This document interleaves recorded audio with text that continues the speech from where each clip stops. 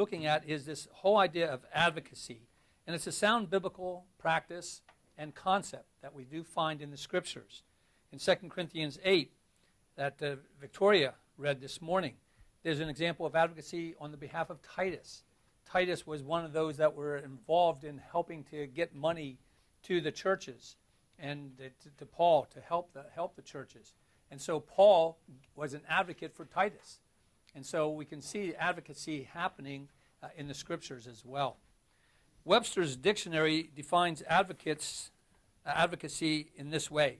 An advocate is a person who pleads another cause, a person who speaks or writes in support of something.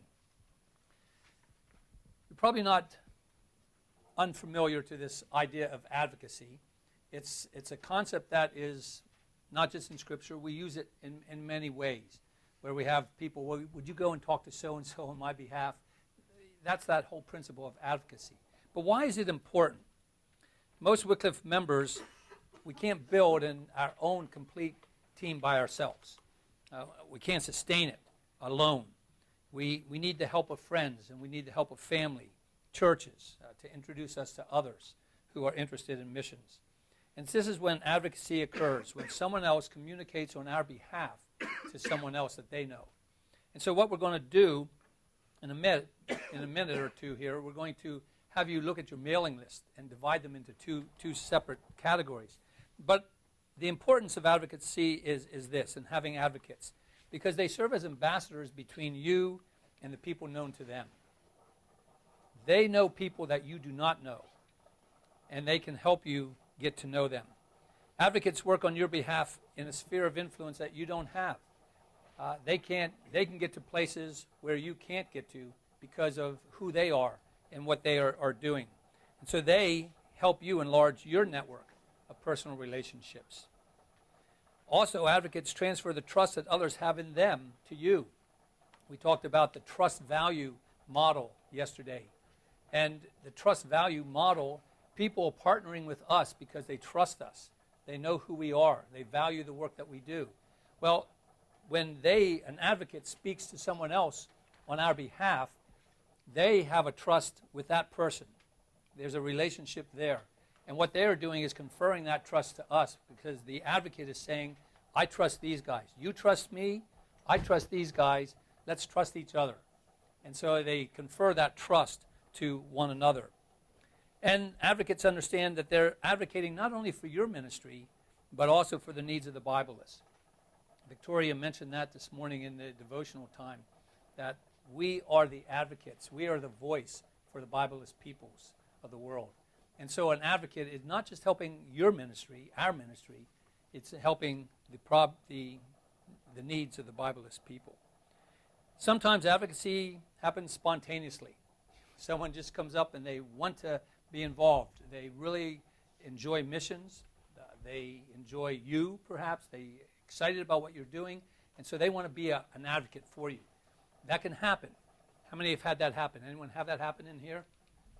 That's nice, isn't it, when it happens, when someone comes up and says, hey, let me be an advocate for you. And that's good. But it doesn't always happen that way. And so there are times when we have to initiate the idea of advocacy. We need to think about who are some people that we could ask to be advocates for us. People sometimes, though, aren't aware that we have a need. That was one of the reasons why Wycliffe, for the past number of years, finally opened up this idea of being able to share about our financial needs, because they were hearing from their constituency that you Wycliffe people don't let us know what your needs are. And so we try to hide that. And maybe that's some of that attitude, like Victoria was talking about with the used tea bags, that thing. We don't talk about our needs with people. But if you don't tell people what you need, people aren't going to know that you have a need. And so there's a way to do that, and we have to do that carefully, but we have to let our needs known. And that's why some people don't know that we need advocates. We need people that will work on our behalf. You don't probably want to choose advocates by putting an announcement in the church bulletin. The problem with that is then you get what comes. We probably are better off by choosing our advocates, people that we know, people that are close to us, people that we know have a heart for missions, a heart for serving. And so we choose who those advocates might be and ask them to partner with us. Pam and I are going to do a little skit for you here, kind of helping you to see this idea, because the whole purpose of advocacy is that you want to expand your network. I've heard a couple people saying here, we're in a rut. Okay, we're stuck in a rut. We've tapped out our resources, our people, and so how do we expand our network? And so hopefully this will be a little illustration that will help you. Okay, so this is our this is his group of potential partners, and this is my group of potential partners. All right, we're both starting to do PD. And each cotton ball stands for a new member.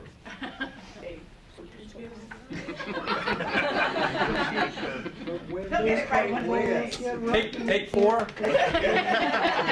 Each cotton ball stands for a potential partner in our ministry. Okay. My neighbor agrees to host a home meeting with my other neighbors. She expects that there'll be about 10 people that were coming. But I know all of them except for the new neighbor who just moved in. So I'm just having 2 potential partners into my... He and his wife? He and his wife. Okay, okay. My sister plays cards once a month with some friends, a bunch of friends. And she has invited me to share next month before they start playing cards. I don't know any of them, and she said 20 people usually come. Whoa. So I get to share with 20 people. 1, 2, 3, 4, 5, 6, 7, 8, 9, 10. Our small group at our church has asked me to share about my ministry with the small group. I don't know 3 of them very much, so I'm going to just add 3 because I know everyone else, but I don't know these 3. So there's 3 potential partners for me. I have a friend from church who has invited her Christian coworkers to a dessert night at her house. And so she says that she's got 10 of them that will come. And I don't know any of them. 2, 3, 4, 5, 6, 7, 8, 9, 10. I had 20 last time. No, you 10. only did 10. Oh, so that's my 20 from last time, and here's 1, 2. That's what I thought. 3, 4, 5, 6, 7, 8. These are my new 10. Okay. The missions pastor in my church arranged time for me to speak on Sunday morning at our church.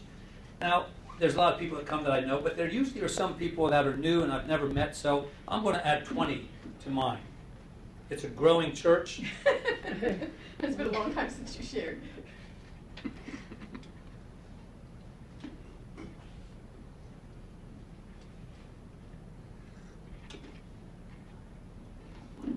And 1 for good measure. Okay.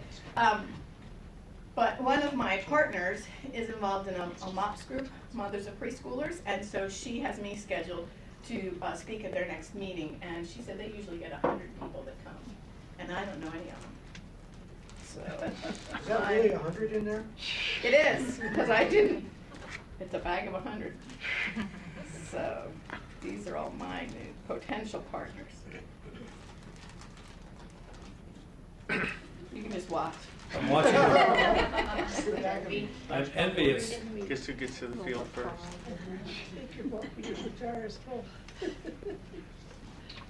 Now these are only potential partners, but still. Squeeze them in. Okay, so Okay. whose team do you think is growing?